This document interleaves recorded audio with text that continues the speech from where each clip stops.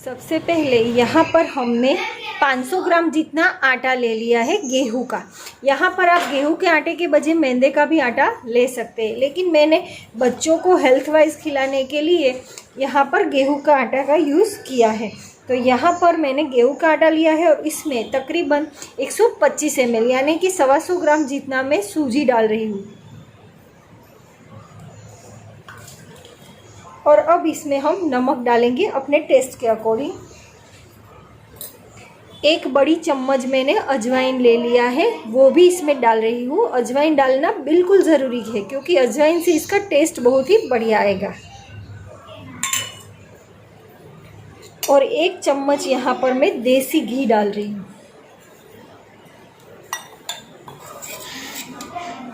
और अब हम इसमें 2 बड़ी चम्मच जितना मोइन डालेंगे। ये ऑयल है वो ज़्यादा डालना है ताकि एकदम फूली और क्रिस्पी बन जाए।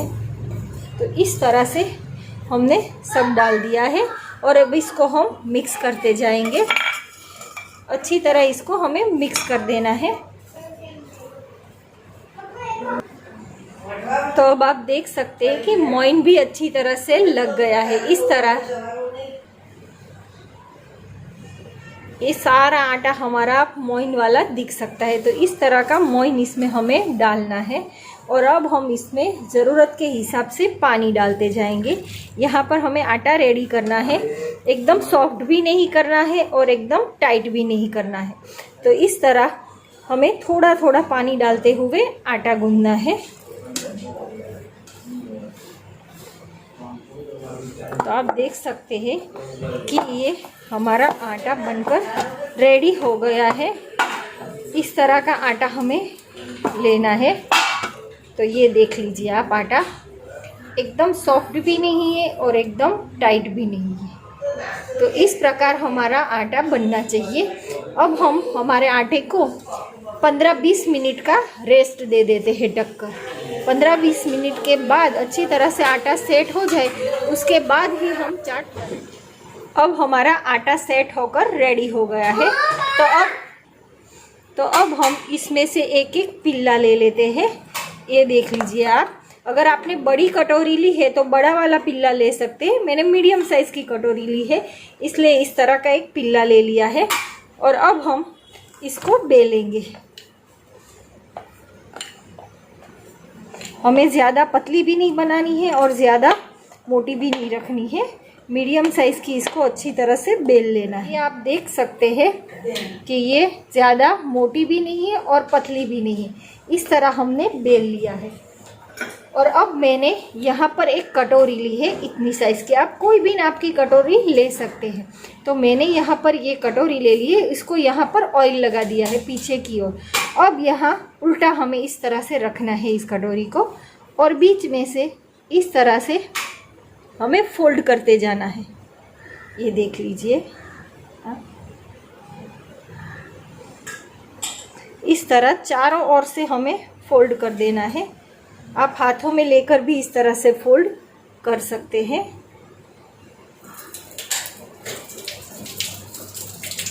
ये देख लीजिए। तो ये हमारी कटोरी बनकर रेडी हो गई। आप पीछे की ओर से भी देख सकते हैं कि ये हमारी कटोरी कैसी बनी है। अब यहाँ का जो एक्स्ट्रा पार्ट है वो धीरे धीरे करके हमें ऐसे निकाल लेना है। ये देख लीजिए।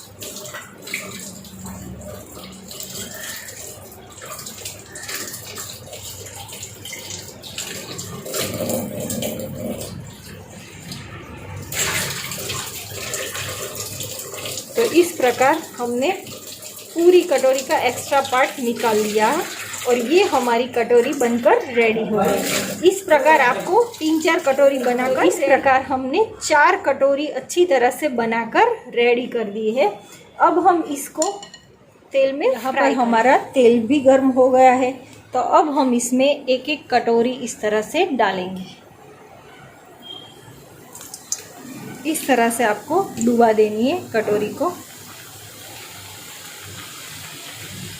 और इसको गोल्डन ब्राउन होने तक अच्छी तरह से फ्राई करनी है।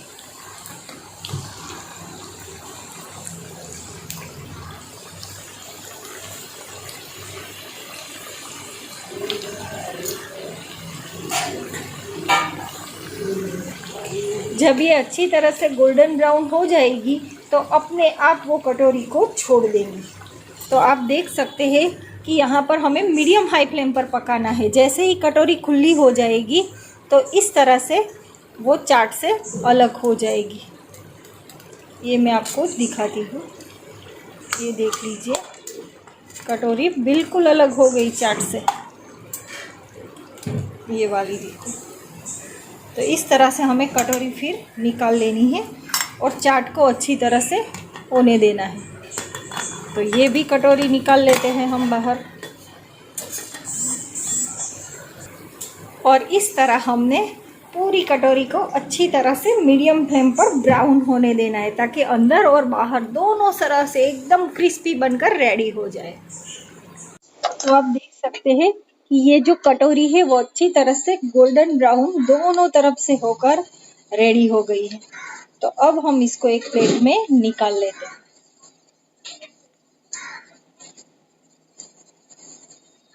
और इसी तरह हमें सारी कटोरी गोल्डन ब्राउन करके तो ये हमारी सारी कटोरी चाट की कटोरी बनकर रेडी हो गई। आप देख सकते हैं कि दोनों तरह से अच्छी तरह से पककर बिल्कुल कटोरी की शेप में बनकर रेडी हो गई है। तो आप इसको इसी तरह बनाकर एक एयरटाइट कंटेनर में भरकर ठंडे होने के बाद इसको स्टोर भी कर सकते हैं। आपको जब भी मन चाहे आप कटोरी चाट बनाकर करके सभी लोगों को खिला सकते हैं। तो ये हमने सारी कटोरी बनाकर रेडी कर दी है। इसका स्ट्रक्चर भी आप देख सकते हैं, एकदम क्रिस्पी बनी है और एकदम बढ़िया बनी है। तो अब हम इसमें से चाट भी बनाएंगे। हम कटोरी चाट के लिए मसाला रेडी कर देते हैं।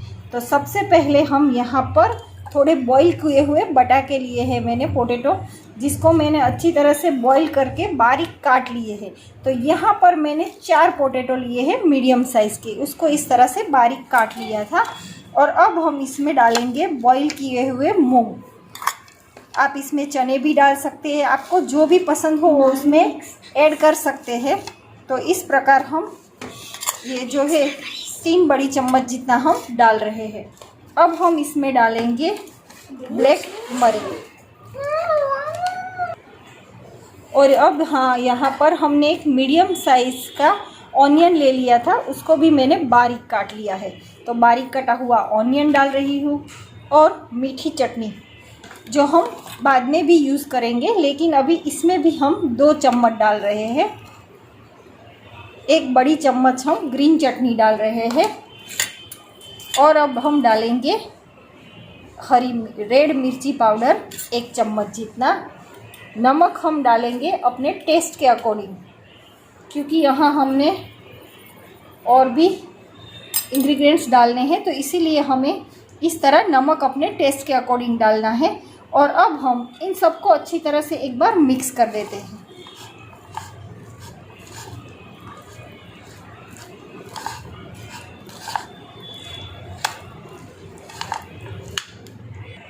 तो ये हमारा मसाला चटपटा बिल्कुल रेडी हो गया है। तो अब हम इसको कटोरी में सजाएंगे। इस तरह से हमने एक प्लेट में कटोरी ले ली है। और अब हम इसमें थोड़ा मसाला जो चटपटा हमने रेडी किया है वो इस तरह से हम इसमें डाल देते हैं।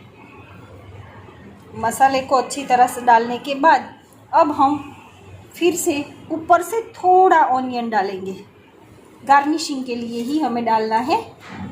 और फिर अब हम डालेंगे ग्रीन चटनी, वो भी हमें गार्निशिंग के लिए ही डालनी है। अगर आपको ज़्यादा स्पाइसी पसंद हो तो आप ज़्यादा डाल सकते हैं। अब हम डालेंगे मीठी चटनी। आप मीठा खाना ज़्यादा पसंद करते हैं तो आप मीठी चटनी ज़्यादा इसमें डाल सकते हैं। अब हम इसमें दही की मीठी चटनी डालेंगे। दही की चटनी आपको जितनी पसंद हो उतनी इस हिसाब से डाल सकते हैं। और अब हम इसमें डालेंगे स्पाइसी बूंदी और सेवई डालेंगे हम, ये देख लीजिए। अब हम इसको हरे धनिए से गार्निश करेंगे। और यहाँ पर एक चीज़ मैं और डालना चाहती हूँ, वो है चीज़, क्योंकि मेरे बच्चे को चीज़ वाला चाट बहुत पसंद आता है। तो ये रहा हमारा चाट बनकर रेडी सर्विंग के लिए। और इस पर अब हम थोड़ा सा चाट मसाला डाल देंगे ताकि एकदम बढ़िया सा चटपटा सा चाट हमारा बनकर सर्विंग के लिए बिल्कुल रेडी हो गया है। देखते ही मुंह में पानी आ गया ना, तो चलिए झटपट से बच्चों को जब भी मन चाहिए इस तरह की कटोरी बनाकर आप घर पर रख सकते हैं। और जब भी नाश्ते में मन करे या शाम को कुछ चटपटा खाने का मन करे तो आप इस तरह से कटोरी चाट आसानी से घर पर अवेलेबल चीज़ों से बना सकते हैं। तो एक बार ज़रूर इस रेसिपी से बनाइएगा, खाइएगा और सबको खिलाइएगा। मेरी चैनल को सब्सक्राइब कीजिए और बेल आइकन पर क्लिक कीजिए ताकि मेरी सारी रेसिपी आप देख सकते हैं। Thank you for watching.